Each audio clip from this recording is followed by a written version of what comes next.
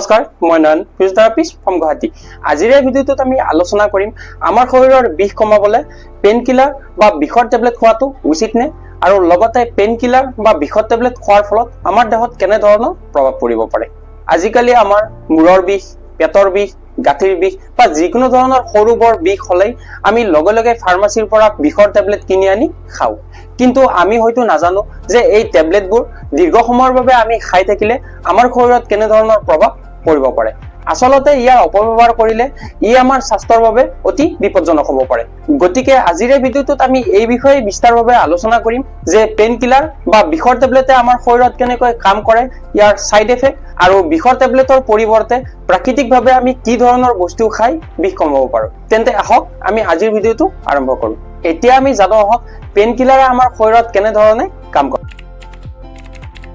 চাওক, আমাৰ শৰীৰত যদি কোনো অংশত বিষ হয়, সেই অংশটোৱে আমাৰ ব্ৰেইন বা মগজুলৈ এক ধৰণৰ বিষৰ সংকেত পঠায়, আৰু তেতিয়া আমি শৰীৰত যিকোনো ধৰণৰ এটা বিষ হোৱা বুলি অনুভৱ কৰো। যেতিয়াই আমি বিষত পেইন কিলাৰ বা এটা বিষৰ টেবলেট খাওঁ, তেতিয়াহ'লে আমাৰ মগজুলৈ পঠোৱা সংকেতটো ব্লক কৰি দিয়ে, আৰু যাৰ বাবে আমাৰ মগজুলৈ বিষৰ সংকেতটো নাযায় আৰু আমি বিষ অনুভৱ নকৰো। আৰু এনেকৈ পেইন কিলাৰ বা বিষৰ টেবলেট এটাই আমাৰ শৰীৰত কাম কৰে। কিন্তু ইয়াৰ মানে এই নহয় যে আমি বিষৰ টেবলেট যিকোনো সময়তে যিমান খোজো সিমানে খাব পাৰো। এটা কথা সদায় মনত ৰাখিব যে পেইন কিলাৰে কেৱল আমাৰ শৰীৰৰ লক্ষণটোৱে কমায়, বিষৰ আচল কাৰণটো কেতিয়াও কমাব নোৱাৰে। সেয়েহে যদি আপোনালোকৰ বিষ বেছি সময়লৈ থাকে, তেতিয়াহ'লে চিকিৎসকৰ ওচৰলৈ যাবই যাব। এতিয়া আমি জানো আহক দীৰ্ঘদিন ধৰি আমি পেইন কিলাৰ খাই থাকিলে আমাৰ শৰীৰত কেনে ধৰণৰ প্ৰভাৱ পৰিব পাৰে।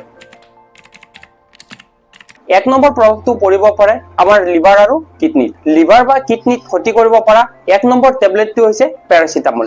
পেৰাচিটামলে যে আমাৰ শৰীৰৰ কেৱল জ্বৰহে কমায় বা আমাৰ শৰীৰৰ টেম্পাৰেচাৰ কমায় সেইটো নহয়, পেৰাচিটামলে আমাৰ শৰীৰৰ বিষো কমায়। সেইবাবে আমি পেৰাচিটামল দীৰ্ঘ সময়ৰ কাৰণে খাই থাকিলে আমাৰ লিভাৰত বেয়াকৈ ক্ষতি কৰিব পাৰে। ২ নম্বৰ টেবলেটটো হৈছে আইবুপ্ৰফেন।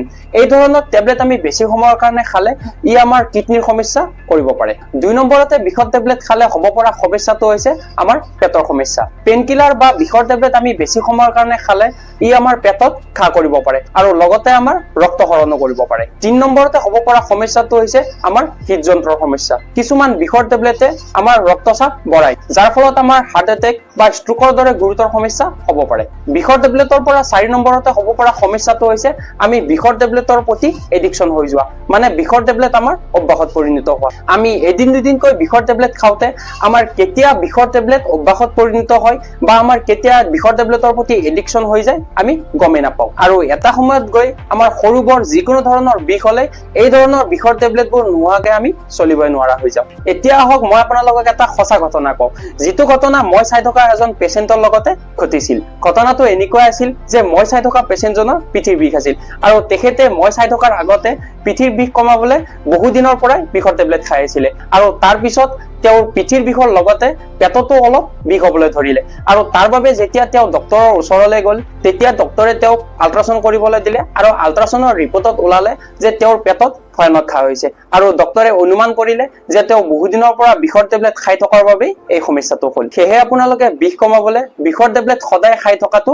একেবাৰে বেয়া। এতিয়া আমি জানো আহক পেইন কিলাৰ বা বিষৰ টেবলেটৰ বিকল্প উপায়সমূহ, মানে আমি কি ধৰণে প্ৰাকৃতিক উপায়েৰে কিছুমান বস্তু খাই পেলাই বিষ কমাব পাৰো। ১ নম্বৰ খাদ্যটো হৈছে হালধি। হালধিত থকা এন্টি ইনফ্লামেটৰী গুণে আমাৰ শৰীৰৰ বিষ কমায়, সেইবাবে আমি বিষত হালধি খালে আমাৰ বিষ কম হ'ব পাৰে। ২ নম্বৰতে বিষ কমাবলৈ কৰিব পৰা উপায়টো হৈছে বৰফৰ সেক।